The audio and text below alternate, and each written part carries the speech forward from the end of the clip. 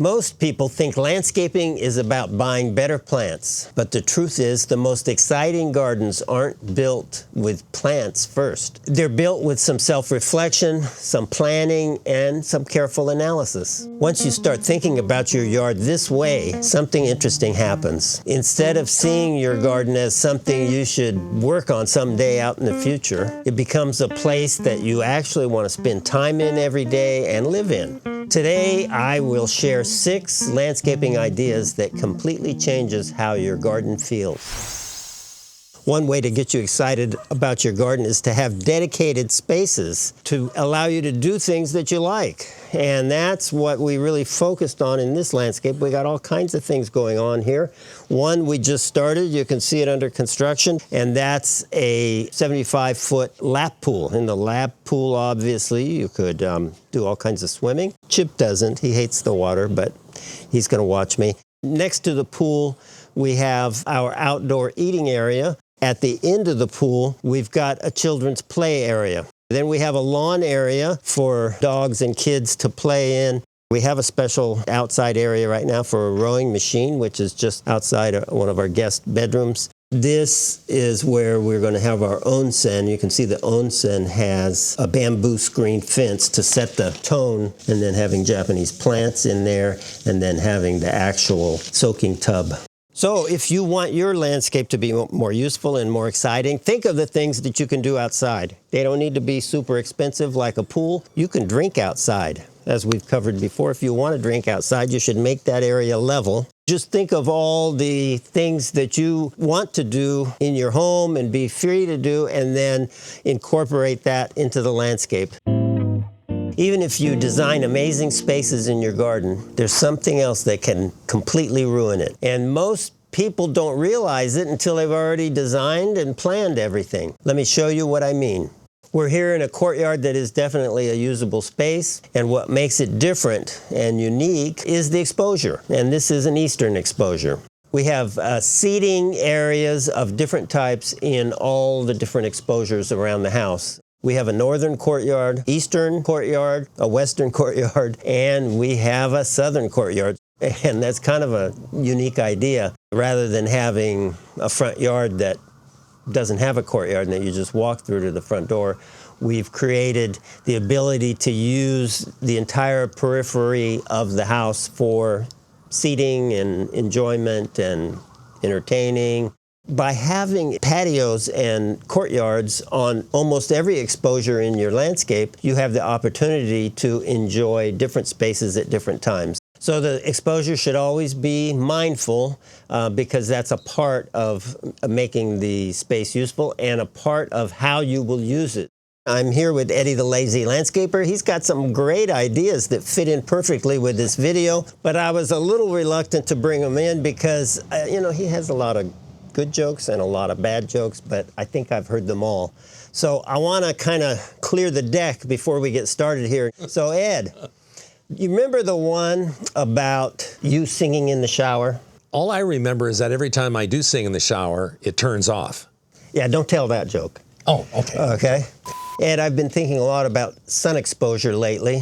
What are your thoughts? Well, I try not to expose myself anywhere, let alone in the sun. Well, like for instance, in my yard, we have a real problem with, or did have a problem with light coming through our master bedroom, strong eastern light and southeastern light. And so I planted in one corner the largest specimen we have, which is over 20 feet tall, and it's a crepe myrtle that really does the job at the right time of the year. So that really protects our master bedroom while also giving a beautiful looking specimen. So if you have bright sun coming into your windows, consider the right tree in the right spot. For western sun, you want a low-hanging, broad-spreading tree. For eastern sun, the same thing. For southern sun, which Ed referred to, you need it tall because that southern sun is high in the sky. Once you have the right spaces and sun exposure, there's one thing that can make a garden feel alive instead of empty. And most gardens only get it right for a fraction of the year.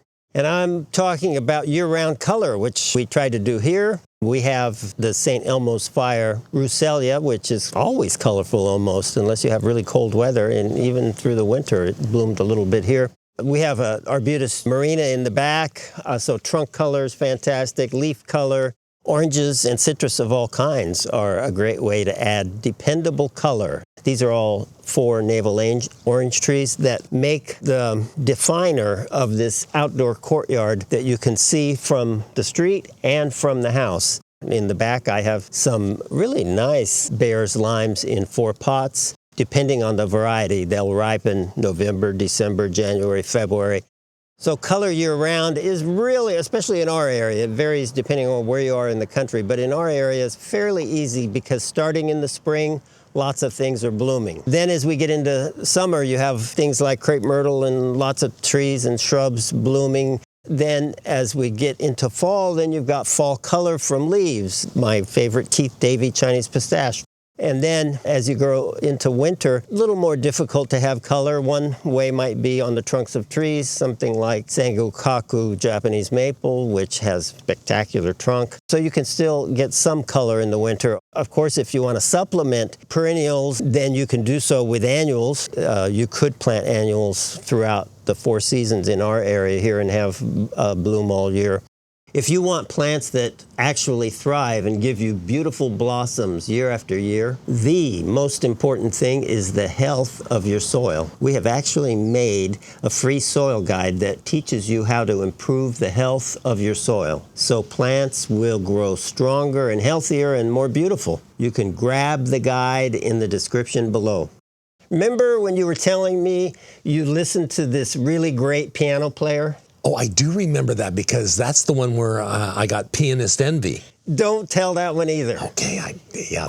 Year-round color is an excellent way to make your space feel alive and beautiful. But there's other things you can do to enhance your space even more. When you add this to the garden, it literally starts moving and buzzing with activity. So I'm talking about wildlife and birds and insects, a landscape full of activity of beneficial things. And I think the fundamental part of this that is overlooked is no chemicals in the garden. And in order to have no chemicals in the garden, you start with healthy soil, because healthy soil full of microbiology can make it so you don't need chemicals. It's when your soil is not healthy that you get all kinds of unwanted pest and disease, and you spray that unwanted pest and disease with unwanted chemicals, and that damages the environment in a way that we don't have good ecology. We don't have a good environment for beneficials. In addition to that, native plants, even native regional plants, are really helpful because of their flowers and because they're well suited to attracting beneficial activity in the landscape. One we have here blooming right now is the Russellia St. Elmo's fire, which is a regional native, a broad region, but a regional native that does great here and is really attractive to all kinds of birds and beneficials. Natives is an interesting thing to define. We could define it as just what grows in our valley floor here, or in a broader way, what's good for our landscape, what's healthy for biodiversity in the landscape, and what does very well here and attracts beneficials. And it's important to consider all the natives that do really well in your area. It's possible to plant natives that do poorly in your area. For instance, you could plant Monterey pines here in Fresno, and they only live about 5 years because they don't like this harsh climate. Do you have some thoughts about wildlife in the garden?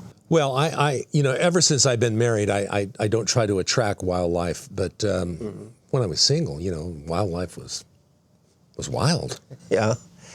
We have put in some plants that attract hummingbirds. Oh, you do? Oh, yeah.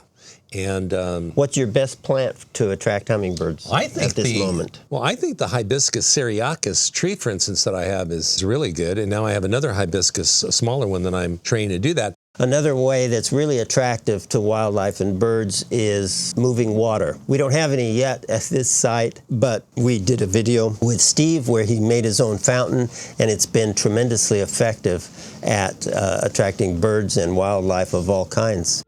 Even with all this beauty outside, there is one design trick that can make your garden feel like it's bigger and more connected to your home.